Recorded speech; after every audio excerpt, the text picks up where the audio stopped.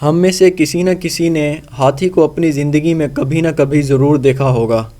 آج ہم جس ہاتھی کے بارے میں بات کرنے جا رہے ہیں وہ پوری دنیا میں مشہور ہو چکا تھا، مگر اس ہاتھی کی پوری زندگی انسانوں نے جہنم بنا دی تھی اور اس کی زندگی کا آخری وقت اور بھی زیادہ دردناک تھا۔ جمبو افریقہ میں 1860 میں پیدا ہوا۔ اس کے پیدا ہوتے ہی اس کی زندگی مشکلوں سے بھری تھی۔ جب وہ 2 سال کا تھا اس کی ماں کو شکاریوں نے مار دیا اور اس کو جانوروں کے ایک ڈیلر کو بیچ دیا۔ اس کے بعد ڈیلر نے جمبو کو جانوروں کی سمگلنگ سے فرانس بھجوا دیا۔ 1885 تک جمبو زو میں رہا۔ اس کے بعد جمبو کو کسی اور نے خرید لیا۔ 4 سالوں سے اپنی ماں سے بچھڑنے اور صحیح سے کھانا نہ ملنے کی وجہ سے وہ بیمار ہو گیا تھا۔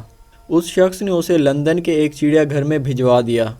وہاں پر زو کے ایک کیئر ٹیکر نے اس ہاتھی کا نام جمبو رکھا۔ جانوروں کے کیئر ٹیکر کو جانوروں سے بہت زیادہ پیار تھا۔ اس نے جمبو کا خیال اس وقت تک رکھا جب تک وہ ٹھیک نہیں ہو گیا۔ وقت کے ساتھ ساتھ دونوں اچھے دوست بن گئے۔ وہ اتنے اچھے دوست بن چکے تھے کہ شام کو بیئر بھی اکٹھے مل کر پیتے تھے۔ میتھیو نے اسے اچھے طریقے سے سکھایا۔ 7 سال کی عمر میں جمبو ایک آلو کی بوری، 15 روٹیاں، 200 پاؤنڈ چارہ کھا جایا کرتا تھا۔ دیکھتے ہی دیکھتے وہ 11 سال کی عمر میں پورے 11 فیٹ کا ہاتھی بن چکا تھا۔ اس وقت اس کا وزن 600 کلو تھا۔ وہ جلد ہی لوگوں میں گھل مل گیا۔ اس نے ہزاروں بچوں کو اپنی پیٹھ پر بٹھا کر جھولا جھلایا تھا۔ وقت کے ساتھ ساتھ اسے زو میں قید رہنا پسند نہیں تھا۔ وہ دیواروں کو دھکے مارتا، اس پر اسے بہت چوٹ آئی۔ اس کے دانت بھی ٹوٹ گئے۔ زو میں کام کرنے والے لوگوں نے اسے پیٹنا شروع کر دیا۔ دن رات اسے پیٹا جاتا تاکہ وہ ڈر کر رہے اور اپنے غصے کو قابو کرے۔ زو میں سب کو ڈر تھا کہ ہاتھی کسی کو نقصان نہ پہنچائے۔ 1882 میں امریکن سرکس برنم اینڈ بیلے نے جمبو کو خریدنے کے لیے 2000 پاؤنڈ کی آفر کی، جس پر زو والوں نے اسے بیچ دیا۔ اسے خرید کر نیو یارک سرکس میں لے آیا۔ لندن سے نیو یارک کا سفر بہت مشکل تھا۔ راستے میں اسے سی سکنیس ہو گئی تھی۔ اس بیماری کے دوران جب آپ سمندر میں کشتی میں ہوتے ہیں تو اس کے ہلنے کی وجہ سے آپ کا سر چکرانے لگتا ہے اور آپ کو الٹی جیسا محسوس ہوتا ہے۔ اس بیماری کو سی سکنیس کہتے ہیں۔ جمبو کو وہاں آرام سے رکھنے کے لیے بہت شراب پلایا گیا تھا تاکہ وہ پورے راستے شراب کے نشے میں رہے اور آرام سے نیو یارک پہنچ سکے۔ 3 ہفتوں میں جمبو کو جتنے پیسوں میں خریدا تھا وہ کما لیے۔ جمبو جلد ہی ان کے سرکس کا اہم حصہ بن گیا۔ لوگ اسے بہت پسند کرنے لگے۔ وہ اتنا مشہور ہو چکا تھا، کئی کمپنیز اس کے نام کے پروڈکٹس بنانے لگی تھی۔ آئے روز سرکس میں اس پر ہونے والے ظلم کی وجہ سے وہ بہت غسیل ہو گیا۔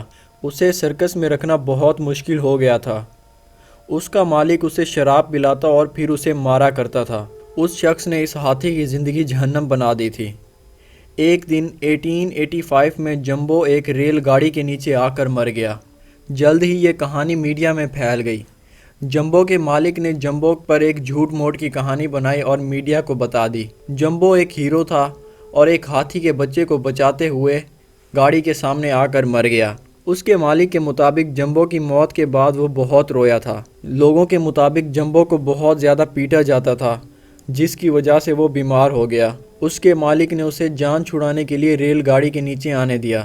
جمبو کے مرنے کے بعد جب اس کے پیٹ سے گاڑیوں کی چابیاں، پولیس کی سیٹی اور بہت ساری ایسی چیزیں ملی جو جانور کو نہیں کھانی چاہیے تھی، یہ اس بات کا ثبوت تھا جمبو کے ساتھ ساتھ دوسرے جانوروں کا سرکس میں ٹھیک سے خیال نہیں رکھا جا رہا تھا۔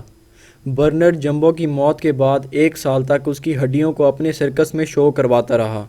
اس کے بعد جمبو کی ہڈیوں کو American museum of natural history میں رکھا گیا۔ 1975 میں میوزیم میں آگ لگ گئی جس سے جمبو کی ہڈیاں محفوظ نہ رہ سکیں۔ 1941 میں ڈزنی نے جمبو کے نام پر ایک مووی بنائی جس کا نام ڈمبو تھا۔ انسان جانوروں کو دیکھ کر خوش تو ہوتا ہے مگر انسان نے کبھی یہ نہیں سوچا کہ جانور کو اس کے ماحول سے لایا جاتا ہے تو اس پر کس قدر گزرتی ہے۔ اس کے بعد جانوروں کو گھٹن بھرے ماحول میں رکھا جاتا ہے۔ ہر جاندار کو آزادی کا حق ہے۔ آئی ہوپ آپ لوگوں کو یہ ویڈیو پسند آئی ہوگی۔ اگر آپ کو ویڈیو پسند آئی ہے تو آپ ہماری ویڈیو کو لائک کر دیں، چینل کو سبسکرائب کر دیں اور مزید اچھی ویڈیوز کے لیے آپ ہمارا چینل بھی وزٹ کر سکتے ہیں۔ اور اگر آپ مجھ سے بات کرنا چاہتے ہیں تو پلیز آپ مجھے انسٹاگرام پر فالو کر لیں۔